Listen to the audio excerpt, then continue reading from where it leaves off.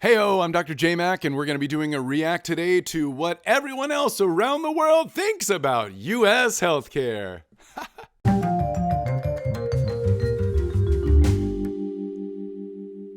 Okay, I'm going to play now. Ready, go! If healthcare is a constitutional right, then that's a form of communism because no country could afford those payments without seizing the assets of everybody else. Welcome to Finland! Cutest little accents. Welcome to Finland. Oh! Dudes, what's going on? The music is great.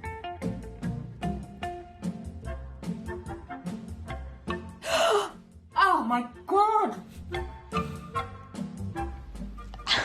It's making me so mad. I mean, come on, guys. It's not that hard. Look around the world. Everyone else seems to have figured it out, right? Imagine you're in America. Which of these options would be best for you? That's a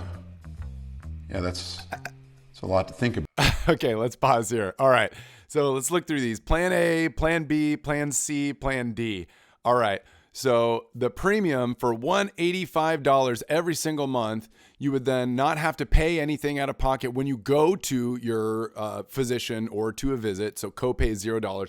By the way, this is so oversimplified because they have different copays, based on whether you're going to see your primary care doctor, whether you're going to the ER, whether you're going to see a specialist. So this is way oversimplified. If this looks complicated to you, welcome to U.S. healthcare. It gets way, way worse. The deductible is basically any time that you have to pay for something, you essentially have to hit that deductible before the insurance company will hit kind of the next level of expense sharing, et cetera. And then the out-of-pocket max is basically like how much that can come out of your pocket every single year before they hit like the next threshold, essentially, of expense sharing. And for some cases, that's 100% of expenses are then taken care of. But in other cases, it's some percentage of that, I believe. Maybe I got that wrong. Hopefully I didn't. See, I'm a freaking doctor and I don't even understand how insurance works here. What is an OOP max?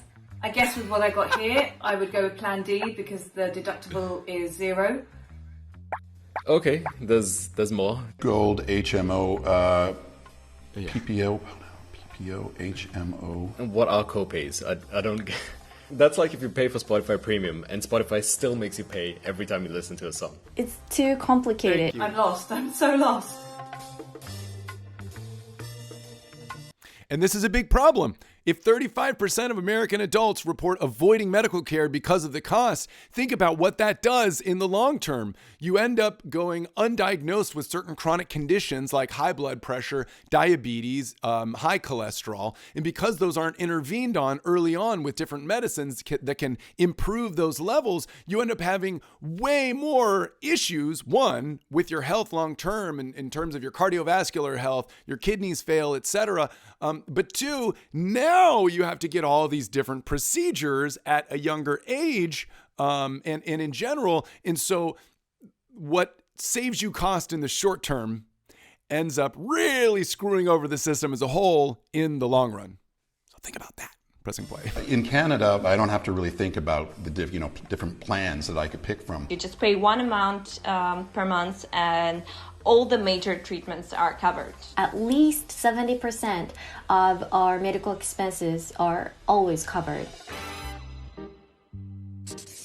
Uninsured, unable to afford treatment for a tooth infection that keeps flaring up.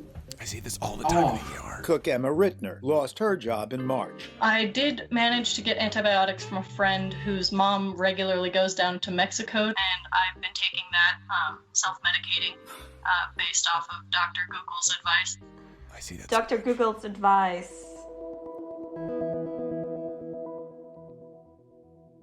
Here in Japan, even if you lose a job, you would never lose your health insurance. When you lose your job, that's when society should help you.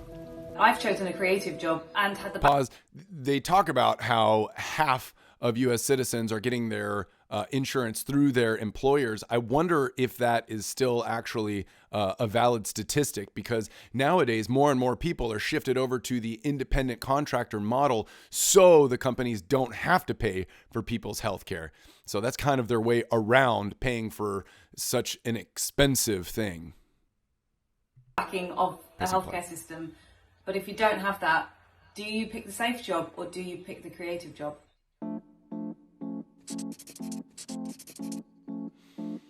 The average price per unit for insulin in 2018. Germany, $11. Canada's $12. Wow. It's like 8 times the price of insulin in Canada. I guess that explains why Americans come up to Canada to buy medication. Pause. There is an interesting thing that happens here, is that U.S. will go up to Canada for certain medications and certain healthcare needs, but Canadians will come down to the U.S. for certain healthcare needs as well. So we all like to dump on the U.S. Because we're the best.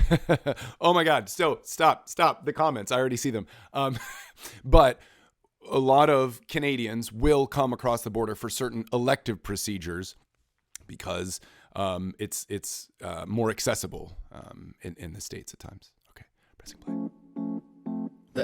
I'm sorry, hold on. So the FDA doesn't have any authority over the prices? We have also privatized health insurance companies in Germany, but the prices are regulated by the government. The government negotiates the prices and fixes that price for 2 years. In Singapore, they regulate this stuff to keep the prices down and, avoid like this happening. Right, so I'm looking at an American medical bill. Pause. Here's the problem, as identified in one of the other videos that I reacted to.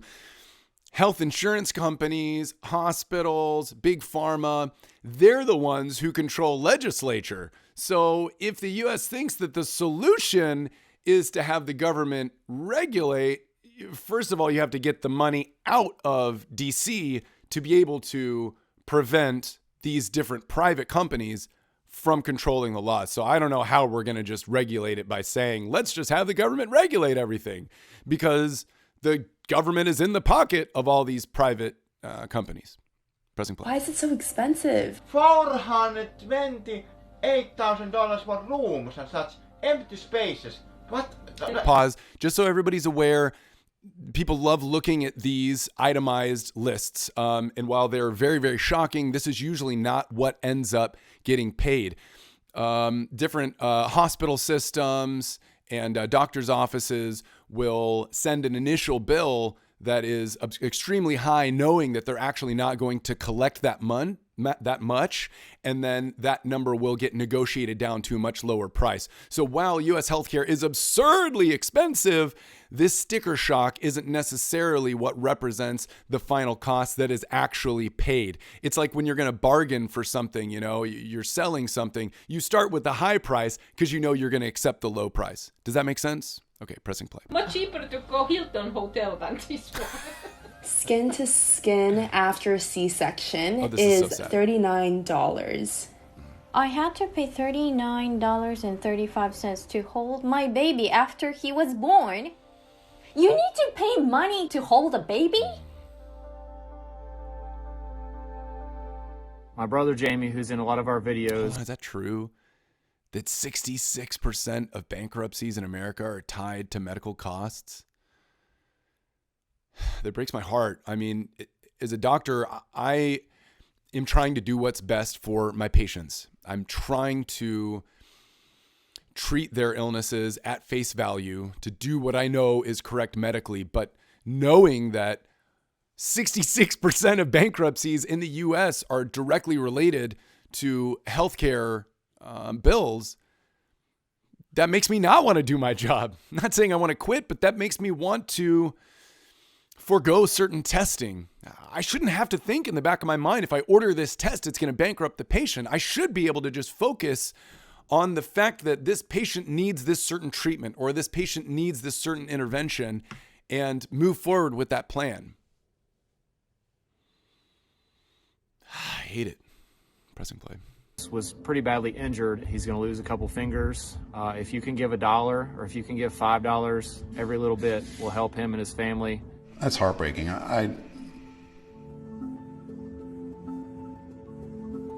So sad. GoFundMe should not be something that people have to resort to pay for their medical bills. Okay. GoFundMe is offering a really wonderful service, obviously, but let's think about that number. $650 million were raised for medical bills for individuals. GoFundMe takes a certain percentage of that. How much is GoFundMe making off of these crowdfunding tragedies is really what they are. It's a tragedy that we have to resort to this. So should GoFundMe actually take a lower cut if these are being raised for medical expenses? I think so. Pressing play. So in America, people spend more than twice as much as in Japan for healthcare. You know, if I paid twice the amount for a car, I would want the car to be twice as good. Look at this body. It is twice as good. What's the life expectancy in the U.S.? Why is it less?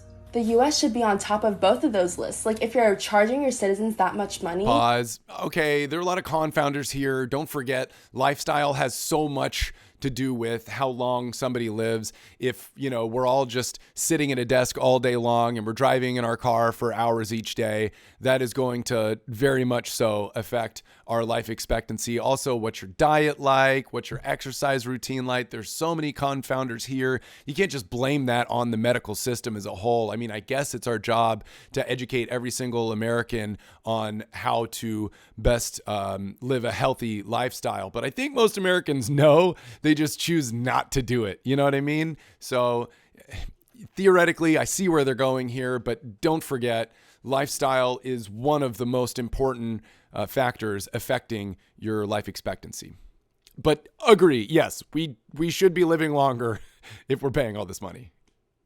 But then they better be living the longest lives. It doesn't make sense. When Alec turned 26, he was no longer allowed on his mother's insurance plan. Instead, he decided to pay for his insulin over the counter at list price. But the pharmacist told him a month's supply would be $1,300. He left empty-handed. Alec's official cause of death was diabetic ketoacidosis. A couple of years ago, I see this like pretty regularly in the emergency department. People come in because they have not been able to afford certain medicines, and it has put them in a really terrible place, a life-threatening place. And it just breaks my heart, man. I wish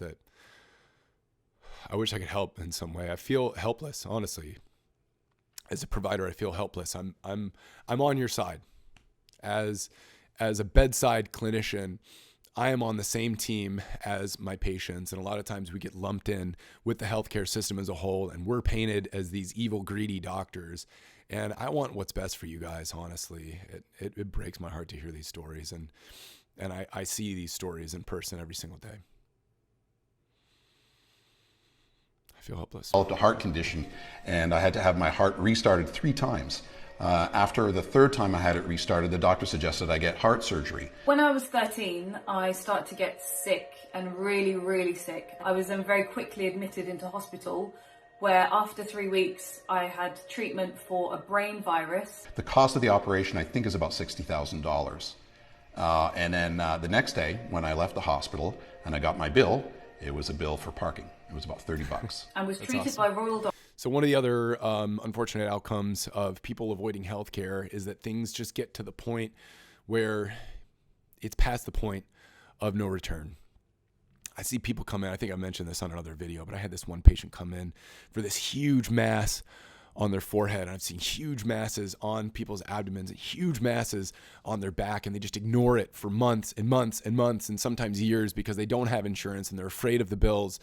And by the time they finally come to the hospital, because there's some precipitating factor that it's invaded an artery and it just starts squirting blood everywhere. And it's like, all right, here it is. I'm going to die from this thing that I've been ignoring for months. They finally get to the hospital and it's too late. That tumor is too big to remove. They're now past that point of no return and it's going to take their life. And God damn it, it fucking frustrates the shit out of me that we've let it get to this point that it's at this boiling point, and I don't know what the solution is, but we're all so frustrated. And I was talking to my buddy, who helps out a lot with some of these videos that we make and what to react to, etc. And he was like, "What is the bigger issue in the U.S.? What is the thing that is more detrimental to every single U.S. citizen's well-being?" And I don't know if there is. I think this is the most pressing issue that we have in the U.S. right now.